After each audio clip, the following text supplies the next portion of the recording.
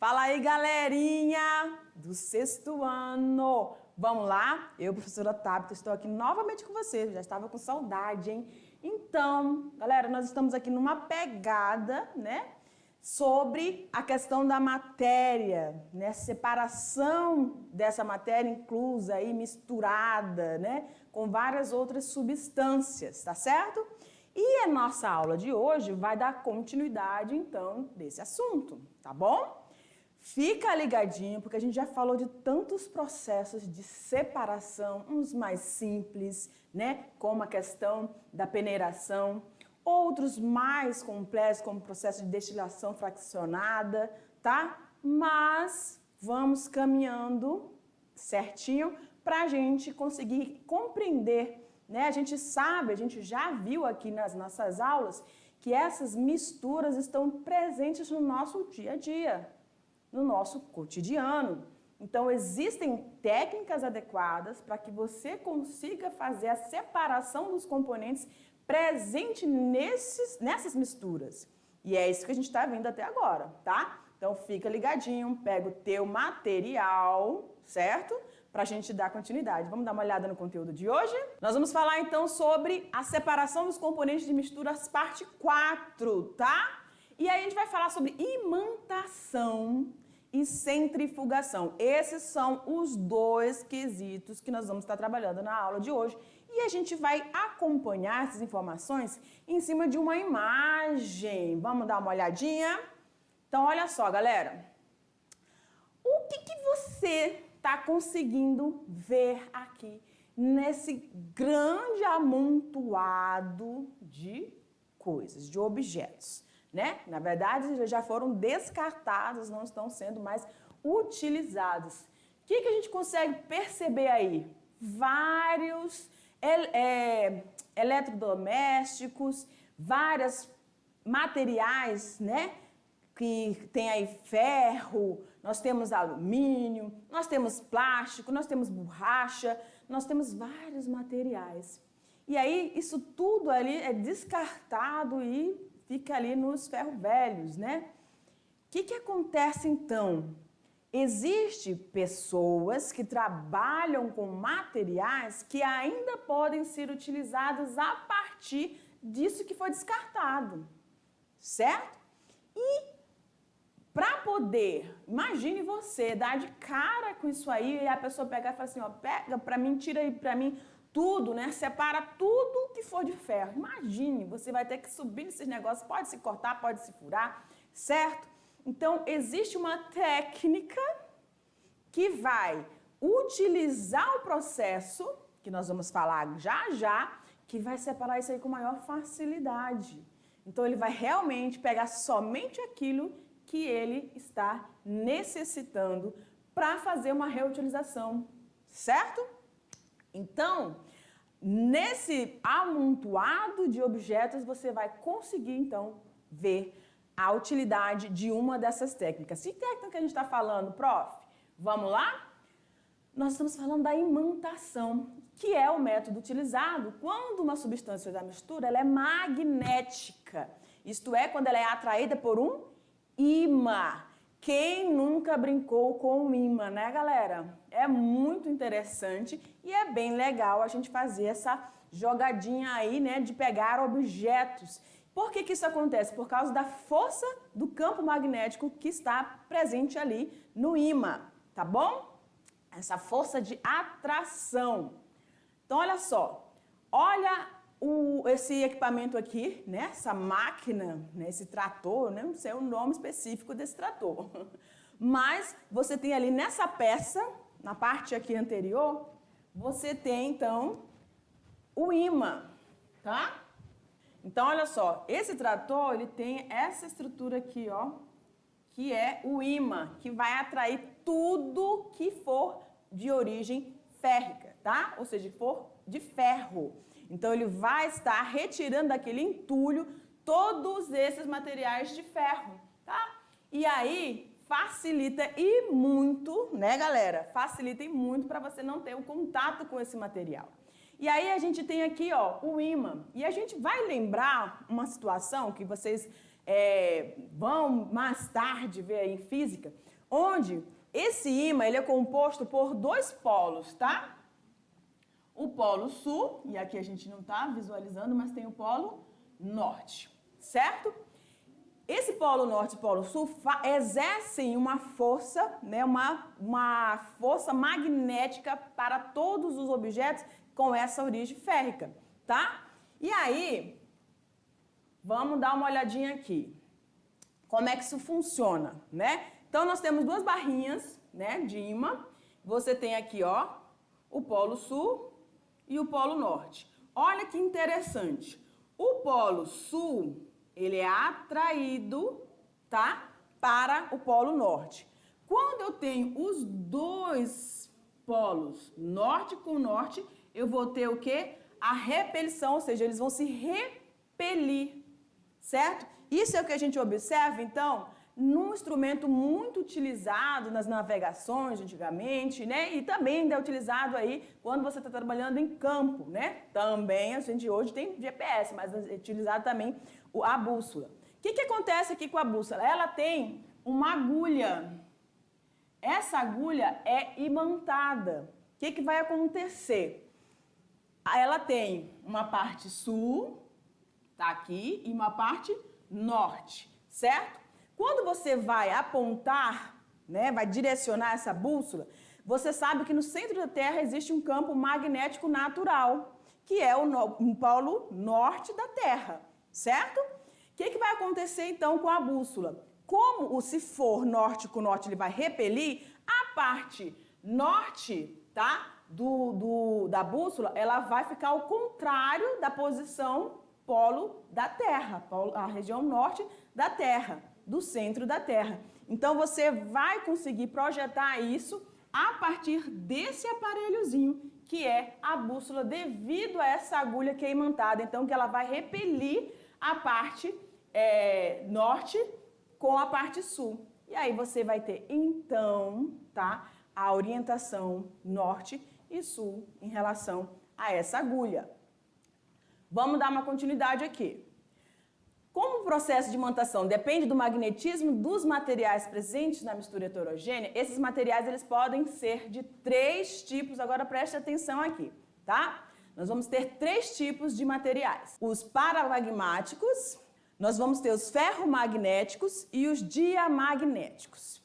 Então, para cada tipo de material de origem, né, que tem essa presença desse campo magnético, você vai ter, então, os paramagmáticos, que são os materiais fracamente atraídos por um campo magnético. Aí a gente tem o alumínio, o magnésio, o sulfato de cobre, o bário, o cálcio, ok?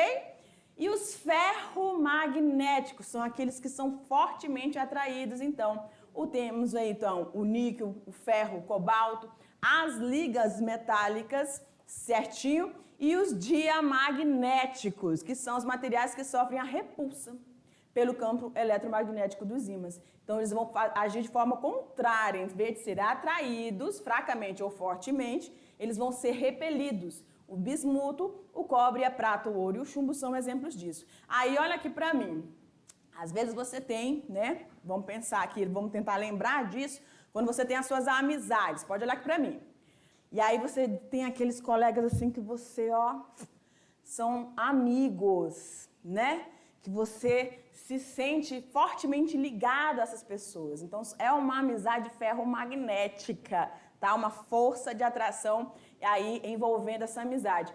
E existem pessoas que a gente, mesmo que insista, elas acabam nos repelindo, elas nos afastam, né? Então, é uma amizade que você quer, mas elas são mais diamagnéticas, certo? Então, você vai tentando lembrar isso aí para fazer essa associação, tá? Então, você diz, oh, desculpa, colega, eu tô querendo fazer amizade contigo, mas tu é muito diamagnético para mim, tá? Então, ele mesmo está repelindo a sua amizade. Mas só para você lembrar, vamos lá? Agora nós vamos falar de um outro processozinho muito importante, que é a centrifugação. Ok? Então, a gente falou do processo de imantação, que utiliza a utilização de um campo magnético e é utilizado, então, o ímã. Agora, nós vamos falar da centrifugação, que vai usar um outro aparelhozinho, muito utilizado em laboratórios.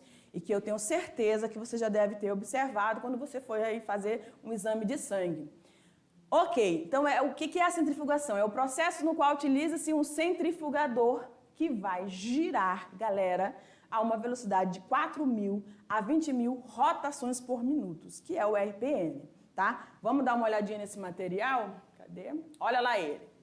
Esse aí é o aparelho chamado de centrífuga, né? Ou centrifugador, certinho? A essa velocidade, os elementos mais densos que você estiver colocando aí nesses tubinhos de ensaio, e aí a gente vai lembrar do quê? Da coleta do sangue, né? Onde você coleta o seu sangue para fazer um exame para ver se você está com anemia, ou para verificar se você está com problema de diabetes, né? Enfim, ver taxa de colesterol. Normalmente você vai, toda vez que você vai ao médico, a solicitação médica é um exame sanguíneo. E aí esse sangue coletado, ele vai para esse equipamento aqui, a centrífuga, tá? Então, ele vai girar a essa rotação aí, 20.000 rotações por minuto, e aquilo que é mais denso vai ficar na parte do fundo. Vamos dar uma olhadinha? Olha lá aqui, ó.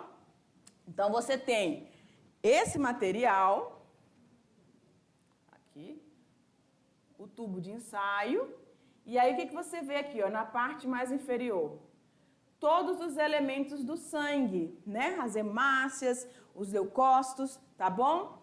Aí, aqui em cima, você tem a parte que é o plasma sanguíneo, o plasma sanguíneo. Na parte central, a gente chama de placa, né, de leucócito, ou placa leucocitária, tá?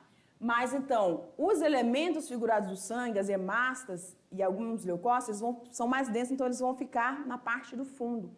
E aí você vai conseguir realmente o que for de interesse aqui do plasma sanguíneo, tá? Você vai conseguir fazer essas análises do sangue ou daquilo que você está procurando no teu sangue. Você consegue fazer essa separação a partir desse aparelho que movimenta, gira muito rápido para fazer com que esses elementos mais densos se depositem, né? Se separem, tá? E aí você consiga retirar aquilo que é do seu interesse, ou no plasma, ou na parte mais vermelha, que são os componentes figurados do sangue. Tranquilo? Então, a gente tem duas técnicas aí muito importantes. Vamos dar uma olhadinha em algumas curiosidades a respeito dessa centrifugação. Bom, esse carinha aqui é o Vital Brasil, galera. Esse carinha, olha aqui pra mim. Esse carinha aqui, esse carinha, ele era um médico, era um médico, e ele viveu ali naquela parte, né, do final da Primeira Guerra Mundial, né, e os professores de história aí, né, estão vibrando, e ele viu muita coisa, né, muitas pessoas feridas, muitas pessoas morrerem, então ele trabalhava especificamente para tentar resolver o problema, né, da questão aí de doenças, né? E aí, o que foi acontecendo, né? Ele verificou, presta atenção aqui, ele verificou que muitas pessoas tinham problemas com animais peçonhentos, tá? No caso ali, ele estava ali no estado de São Paulo e aí ele viu a incidência muito grande, muitas pessoas vítimas de acidentes ofídicos, o que seria isso? As serpentes, né? Picada de serpentes, principalmente de jararaca e cascavel. E aí ele começou a pensar em alguma situação para tentar solucionar esse problema. E aí foi quando ele criou, né? Fundou aí, deu a base para um instituto muito importante que trabalha com animais peçonhentos, né, principalmente serpentes, que é o Instituto Butantan, certo? E esse carinha foi o primeiro, né, o produtor aí dos soros antiofídicos, principalmente, né, as primeiras produções de soros foram para jararaca e cascavel. Olha lá. Então ele discriminou algumas etapas, tá, para que esse soro fosse produzido. Ok? Então, vamos lá. Primeiramente, esse veneno era extraído do animal peçonhento da serpente, fosse uma jararaca ou uma coral, enfim, tá? Tirava-se esse veneno desse animal, esse veneno era injetado num outro animal, que no caso é o cavalo, que tem uma maior resistência, uma maior aceleração no processo de produção de anticorpos, tá?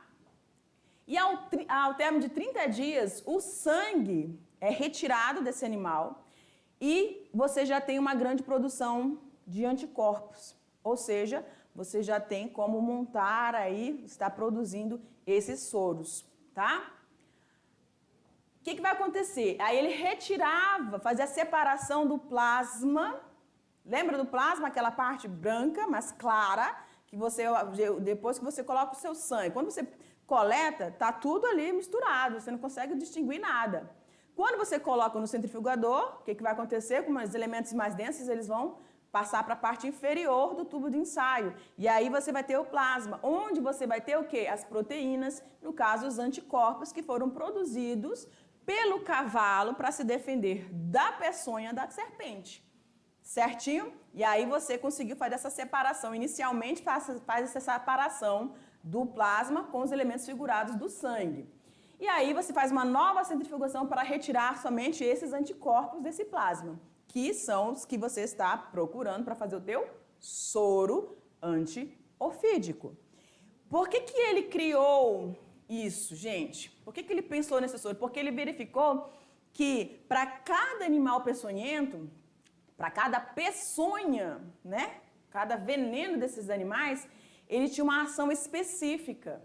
Então, ele descobriu, fazendo várias análises, vários experimentos no laboratório, que para cada animal precisava ser produzido um soro e precisava ter um mecanismo, né, de produção. E foi ele, Vital Brasil, quem criou esse quesito todo, tá bom? Então, aí você teve a produção a partir do filtrado, que é os anticorpos para a produção desse soro puro. Galera, então olha aqui para mim. Centrifugação tá no nosso dia a dia.